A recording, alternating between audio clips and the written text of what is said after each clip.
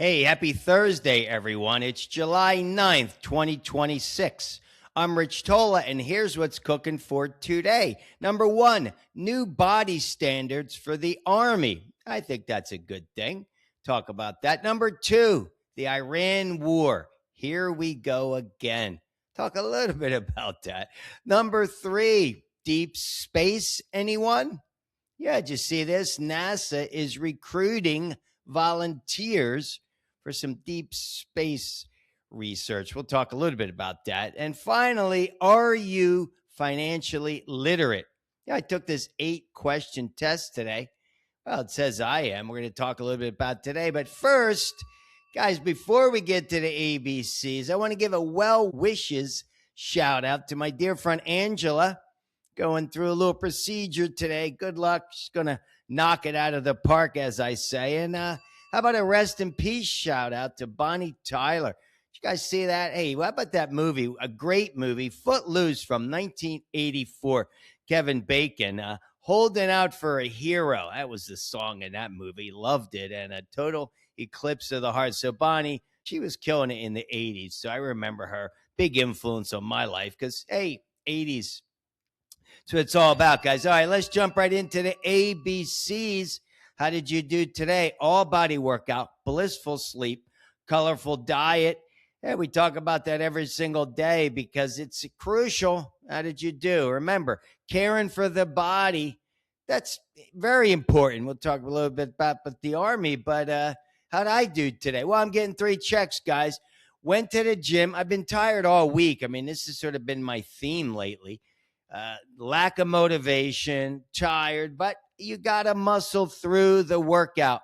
I did, got through it today. Short and sweet, but I'm getting a full check on that. Slept well, that's important. Got to sleep well, guys. I just read something about research where every hour you lose sleeping, it definitely has a negative effect on you. So you got to work on sleeping best you can. And finally, the colorful diet. Went with the oatmeal today.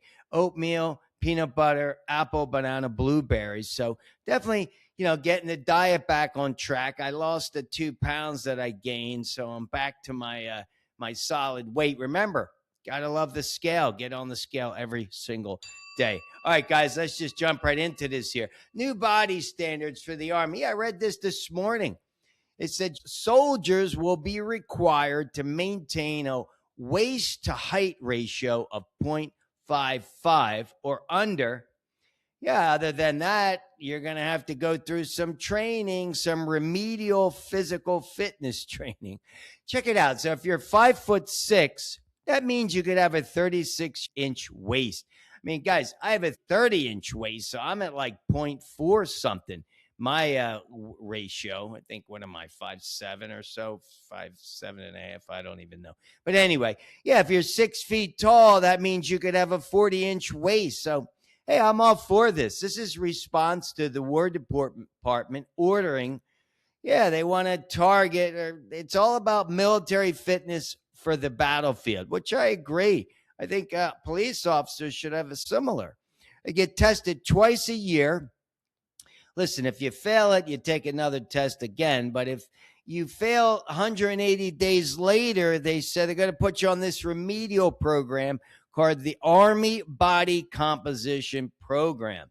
Yeah, Secretary of War Pete Hegseth, he says he wants the strongest and most lethal fighting force on the planet. I get that, but what about long-term health? It's all about promoting long-term health, getting this body in top physical condition to weather the storm, because the storm's coming, guys, without a doubt. You get behind the 8 ball, it's not good to get behind the 8 ball. So I'm all for that, man. The better fit, the better you are to perform on the battlefield. I agree with that. How about this? Speaking of war, the Iran war. On again, off again, here we go again. This is my biggest fear here with the war. I've been a Donald Trump fan all along. I'm not a fan of wars. You guys know that from the previous show, Ukraine war, any war. All right. The Iran war, it's just, a money pit. It's a money pit that killing people's not a good thing. But I said this way back when, I don't know, 2 months ago. This war's been going on for how many months? They said 4 weeks. I think it's going to be 40 weeks. I really do. I think the Iranians are going to drag this thing out past the midterms because they know it's Trump's folly. That's what I'm afraid of. This is going to be something down the road is going to say, what did he do? He picked a fight with the wrong adversary. I watch a lot of these videos. It's like a honey badger. Good luck attacking. Lions are afraid of honey badgers, these tiny little things. But I'll tell you, they're tricky. They're tricky to fight. They're vicious. But Iran is a formidable opponent. They're not a rational opponent. I said this a while ago. Get out or take Karj Island. We didn't take the island full force. Now we're going to have this back and forth. I think this goes on for another couple of months, guys. I really do. Not good for us, not good for inflation, not good for the markets, but we will weather this storm without a doubt, and we will win, whatever that means. But I hope it ends soon and it doesn't become this folly that lasts for, 6 months and, who knows what happens with the midterms. All right, guys, let's move on to something a little more ethereal or maybe more positive. Do you see this? NASA, deep space, anyone, is recruiting research participants, not going to be me, for the agency's next simulated deep space mission. Yeah, this takes place in Houston, Texas at the Johnson Space Center. Check it out. They're going to be doing it in August of next year, August 2027. They're looking for research volunteers to spend a year living and working in interplanetary environment. Good luck with that. All right. The Moon and Mars Exploration Analog, they're calling it. And they're going to use these insights. Now, again, I'm not a moon and space person. You guys know this from a previous show. I don't think we should be spending all that money. Man on the moon, man on Mars. I'm not for it, but they're going to use the insights, they say, to keep astronauts. Man, I got something with the words today. I don't know what's going on. Keeping these astronauts safe for future operations. I don't know. Again, I'm not for that. All right. But if you want to be a candidate, good for you. You need to have a strong desire. This is what they say.